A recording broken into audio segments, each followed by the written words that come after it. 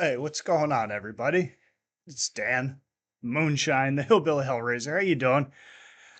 I know it's been a little while.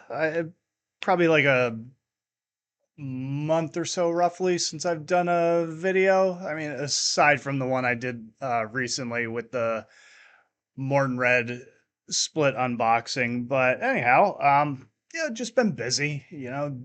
Doing all my just my normal stuff, working out. Work takes up a lot of my time and just on my weekends typically where I would normally do videos, I've just been a little more preoccupied with doing other things, so I just haven't really found or made the time to come on here and do videos. And I don't think that, in all honesty, it's not gonna move the needle one way or the other if people aren't getting a moonshine talking video. So it's not really been a high priority of mine. I guess probably get getting a little to a certain degree, getting a little burnt out on just sitting here doing YouTube videos and just trying to come up with doing stuff that's a little bit more creative versus just sitting here ranting into a webcam like I'm doing in the current moment. But I don't want anyone to think I'm like, oh, it sucks, But no, I just, I'm sure a lot of people have felt the same way at times where you just don't really feel like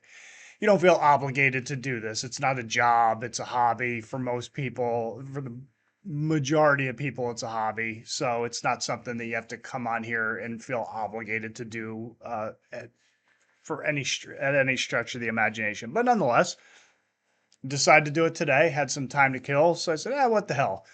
Let me talk about a bunch of releases that came out in May that I've either listened to, purchased, and would recommend. So yeah, let's get into it. Aside from, speaking of the Morton Red Lord Humongous split, which came out this month, I'm not going to talk about that. I'm going to do that at a separate time. But as far as other stuff that I've listened to, I'll start probably with the stuff that I don't actually have physical copies of. I'm either waiting for some US distributor to get them or waiting to pick them up because pre-orders and such. So yeah, first off, I'm gonna say in no particular order or release date or anything like that, Jungle Rots, The Cruel Face of War, a fantastic album that came out this month. It's out on Unique Leader Records. It's the band's I want to say it's their I I think it's their 12th album, if I'm not mistaken. I should have probably written that down. Give me a second and I will confirm that. Yeah, I didn't write that down, but yeah, it's the 12th album from the Wisconsin four piece. Uh, just fantastic stuff. I mean, if you're a fan of Jungle Rot, you're not going to be disappointed in this one. It's just full of crushing, pulverizing grooves and very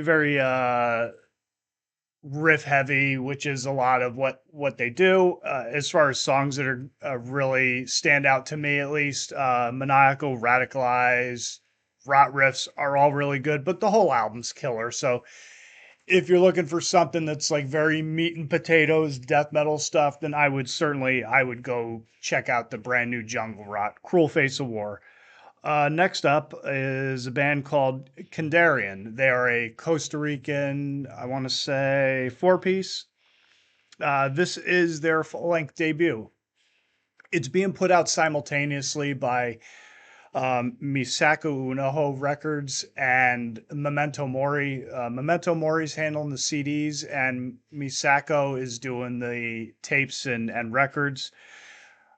I know as far as US distribution, I know Iron Fortress is going to have copies of the vinyl, so I'll be keep my eye out for that. But yeah, it's again fantastic death metal, more on the brutal side of things.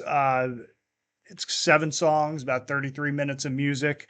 As far as some of my favorites, Skull Drilling Exorcism even starts with a soundbite, a sample from Frankenhooker, which is a fantastic movie. Just a great sleazy horror movie. Not even really a horror, but I mean, it's supposed to be scary, but it's really not. It's more just kind of like bizarre B movie schlock.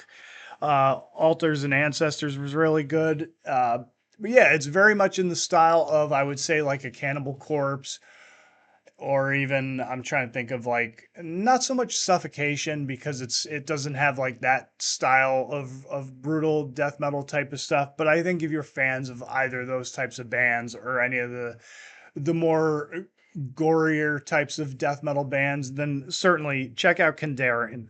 Trepanation. Again, it's out on both Memento Mori and Misako Un Oho records. Yeah. As far as another one that I've listened to, Desecracy, The Scent of Death on Extreme Music. That's another great one. It's a Finnish one man project, death metal.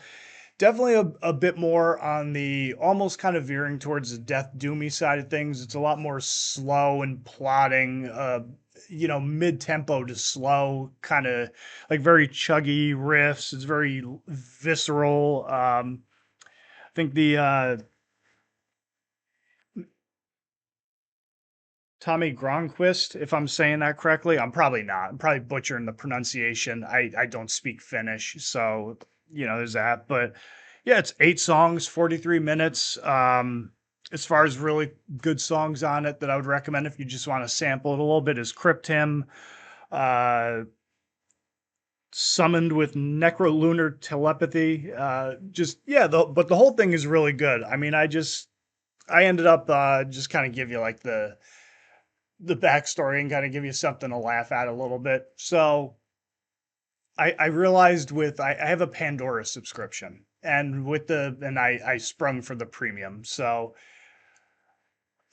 apparently, and I didn't know this about Pandora because I don't really like fiddle with it. I just like create stations and create playlists, create a playlist and shuffle it and go about my day. But I guess you can create playlists, and part of it is you can, take whole albums. So I've been finding stuff that's brand new releases, putting them on a playlist, and that's what I'll listen to at the gym. So that's been the easy way for me to listen to stuff and check it out, and then decide whether or not I'm gonna go out and purchase it, or if it's something that I'm really gonna revisit in the future. So yeah, it's been a very cool tool. I know some people have the conversation of digital versus physical. To me, it's like renting from Blockbuster.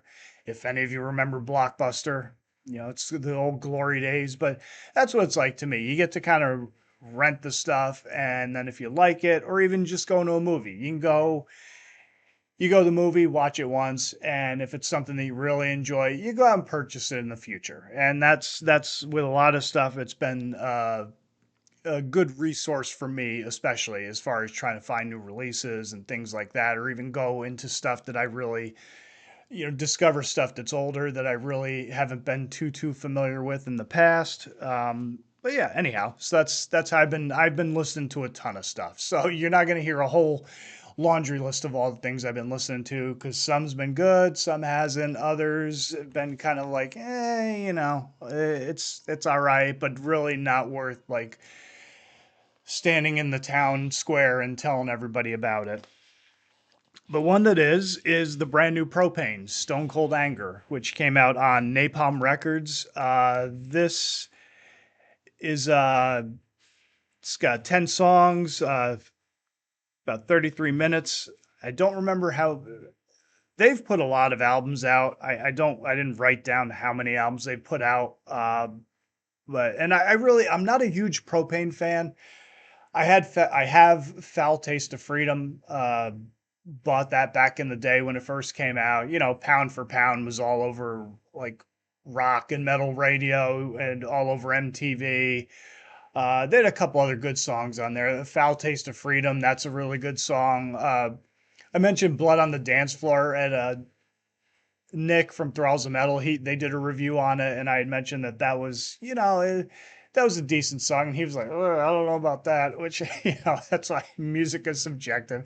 Probably not their best song, but I'd say probably Foul Taste of Freedom and Pound for Pound were probably the best songs on that album. But haven't really listened to them ever since. Saw they're putting out a new album. I said, yeah, check it out. And it was good. It's like very gritty, working class, pissed off. like crossover, hardcore groove metal type of stuff, full of groove and like it's a very meat and potatoes record. I mean, you're not gonna get a lot of there's not gonna be a whole bunch of virtuosic guitar work. They're not gonna be running up and down the scales and doing all sorts of crazy drum fills and things like that. They're not trying to reinvent the wheel. It's just, like punch you in the gut kind of hardcore heavy metal. As far as really good songs on it, Oceans of Blood, March of the Giants, Hell or High Water, it kind of veers off a little bit.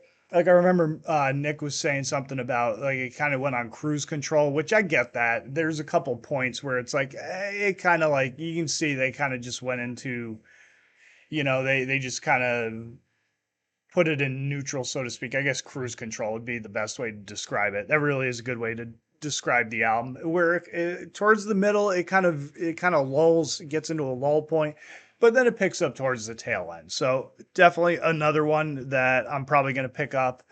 Uh, just currently, I didn't, with the economy being the way it is, I didn't really want to spring for a vinyl on it right now because that was the only one that I could get locally. So I'll get that eventually. But then as far as another one that I listened to that I'm gonna pick up, but I just haven't, was Prehistoric Metal by Darkthrone. That's the band's brand new album out on Peaceville. It's their 22nd album. I mean, I honestly don't listen to a lot of Darkthrone. I've never really listened to them. Again, if you've ever watched any of my videos in earnest, then you would know that I never really, when that second wave of black metal first was happening, I never really got into it back in the day. I'm kind of like slowly but surely with seeing the older bands putting out new stuff. I've been kind of like listening to that and then going backwards, going forward in reverse, so to speak. So I listened to this one. I bought one, I think I have one Dark Throne album, and it was not the last one they did. It was the one before it, which I think is called Eternal Hails.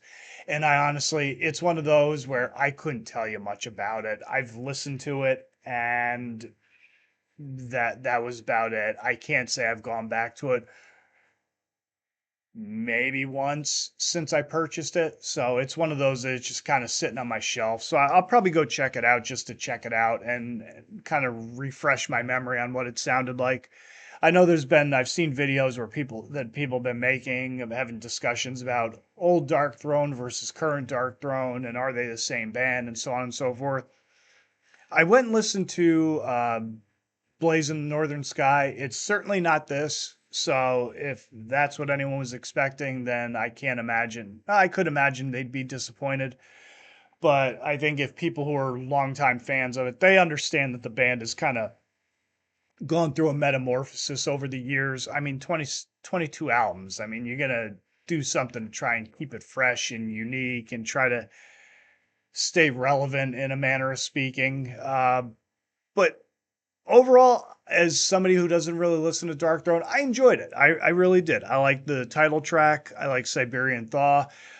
Dry Wells of Hell sounded like they just channeled their inner merciful fate and did like a total King Diamondish kind of song. Uh, I like that. Like on Prehistoric Metal, there's a riff in there that kind of has like those really crazy bendy riffs that kind of gives like almost kind of like the mind bendy kind of effect to the song and to the melody. So I really enjoyed that. But yeah, it's like it's raw elements combined with like a merciful fate old school heavy metal kind of vibe to it. So I enjoyed it. It's definitely one that I'll probably pick up, and then I'll slowly but surely I'm gonna start checking out more Dark Throne and seeing if it's a band that I really want to invest any of my time or energy in. I know that's kind of probably to some people heresy, seeing as they're such a huge influence on a great many people. But yeah, they're just one of those bands I never really got into when they were popular and when they first came out. All right, let's flip the page here. Now I'll start showing you some stuff that I actually did purchase. So first up is Great Black Earth by Mortuary. This is an EP out on Horror Pain, Gore, Death Productions. Again, try saying that 3 times fast. This is their first release in 14 years. They're a Mexican four-piece. It's 4 songs, 18 minutes of blistering, just gnarly Mexican death metal. It sounds very similar to Deicide, uh, Sepultura, Christian. I really thought when I first heard it that this was a Brazilian band, but it turned out that they were a Mexican band. But yeah, very, very good stuff. I don't really know what the story is as far as to why there's been so many years between releases.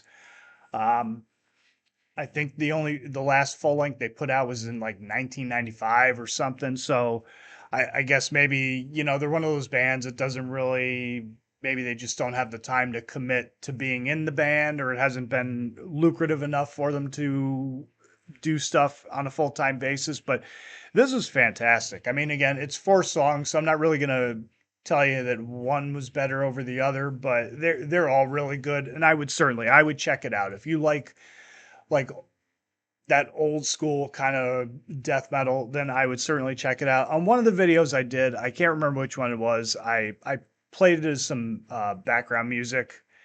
Uh, but yeah, but certainly go check it out if you want, and then if you like it, go pick it up. It's good stuff.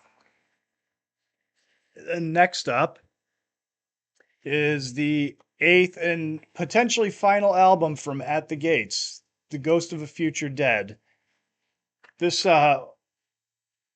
I mean, as far as releases go, it was kind of cool. There's a neat little poster in here of the album cover, which is pretty cool. The album itself is kind of like it's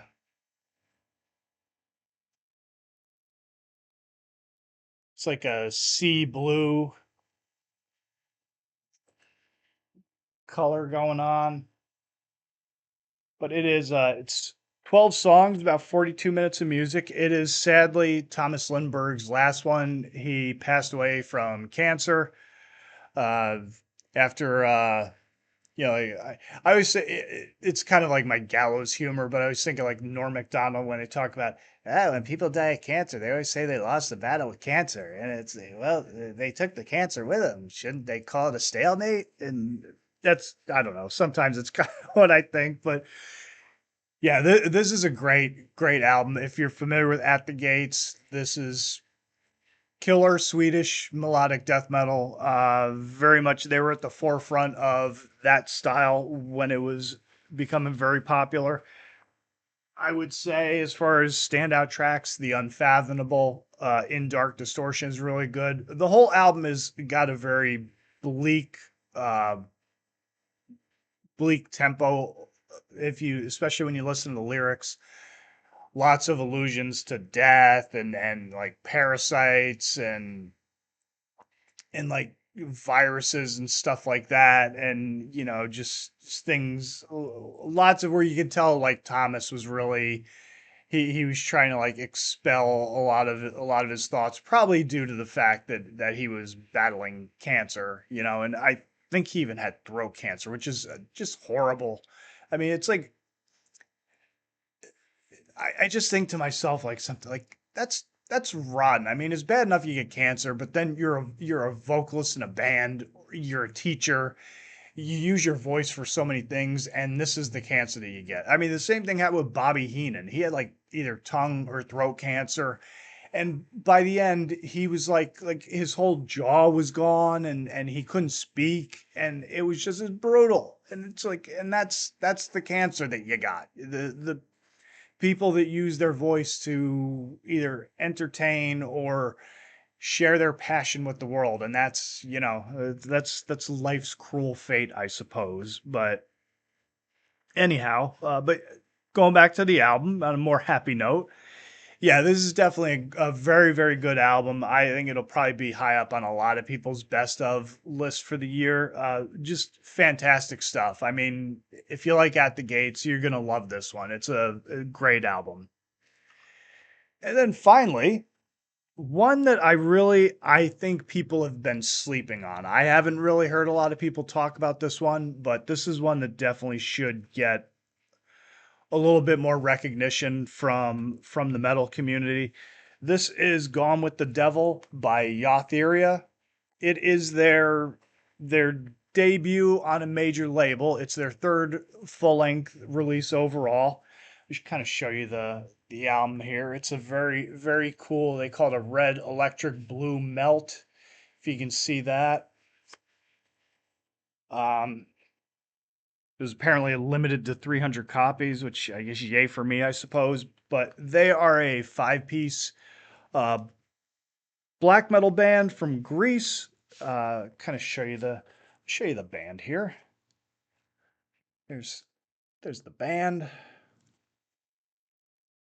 But yeah, I think a lot of I haven't heard a lot of people talk about this one, and I think that that's kind of a shame because this is a this is a great release. I mean, it is very melodic, very majestic, darkly beautiful.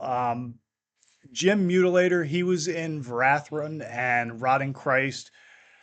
So for people who are very familiar with that more, what they refer to as Hellenic black metal, it would come as no surprise that it has a sound that to me at least sounds like that combined with like you can hear like hints of Immortal in there, but it all sounds like black metal mixed with iced earth, which knowing the history of iced earth in Greece, it's not surprising that you would find bands from a whole wide range of genres that would have that tone or that tenor to their style because iced earth were especially back at their heights were very popular in Greece. I mean, yeah, that Alive in Athens live album that came out, and even go back a couple years, you see them play there and the reactions that they get. Even today, Matt Barlow goes there with his new band. It's Ashes of Ares? I think that's the band. I don't want to confuse them with Ares Kingdom because those are two completely different styles. But um, yeah, this is great stuff. I mean, I got listening to it again last night, and I mean, as far as really, I mean, the whole album is killer. I would recommend this thing. This thing is really to me again, it's going to be like the sleeper of the year, I think, because it's so good. It's just such killer stuff. I mean, Dare to Rebel, Woven Spells of a Demon, I Totem is fantastic. Once in a Blue Moon, Blessed Be He Who Enters. The whole thing is just tremendous. It's definitely one that if you haven't listened to it or you're a fan and you haven't picked it up yet, go check it out. Go pick it up. It's definitely it's a great album. And yeah, so as far as stuff that I've listened to, that's what I would recommend for the month. I mean, I've listened to a ton of it. There's a whole hell of a lot more that I've listened to, but some of it was good, some of it wasn't. Uh, I didn't really take notes of it, but I'd be remiss without mentioning the new Consecration Ex Animus, if I'm saying that correctly. That was fantastic. It's coming out on, or it's out on Nuclear Winter Records. It's Sunday the 31st right now. It came out on the 29th on Friday. I've listened to that multiple times. I'm just waiting on some US distributor to carry it because it's kind of difficult with like all the tariff situation and all that. Getting international orders has been a major pain in the ass. I've had to do I've had to ask for refunds from a couple of companies. One was responsive, like I dealt with Agonia Records, and they were very gracious in giving me a refund because placed an order with them before the end of the year. Still hadn't had it as of a couple of weeks ago, so I contacted them, and they were like, "Yeah, just show us the info." And they're like, "Sure." And then they instantly gave me a refund. Another one, another label. Apparently, I waited too long going through Bandcamp, but it was like uh, it's been like 9 months since, and I haven't got my order. So I guess I'm just gonna have to go f myself on that one and eat that $20 or so on the tape that I bought, which kind of sucks, but I don't know what happened there. I don't know if I got scammed or they just kind of or whatever that happened, but yeah. So point being is that I'm real hesitant on ordering from overseas stuff just because it gets too damn expensive, and you end up like you pay in shipping the amount that you pay for the format that you're getting. It's almost like you pay as much for the CD as you pay as much in shipping as you do for the CD, and the same with the vinyl, so the record. So it's not really worth it. It's just better to wait and hope in one hand, poop in the other, see which fills up faster, and see if either of them comes out with the album of your choice in it. But yeah, the Consecration's new one it's tremendous. I mean, just fantastic stuff. They put out a couple of singles in advance of the album coming out. Very good stuff. Submerge in Sand is one of them. Uh, I really like Cold Gray Stone. That's a fantastic song. I can't think of some of the names of the songs off the top of my head, but I'm gonna pull on the interwebs here and pull it up real quick. There's one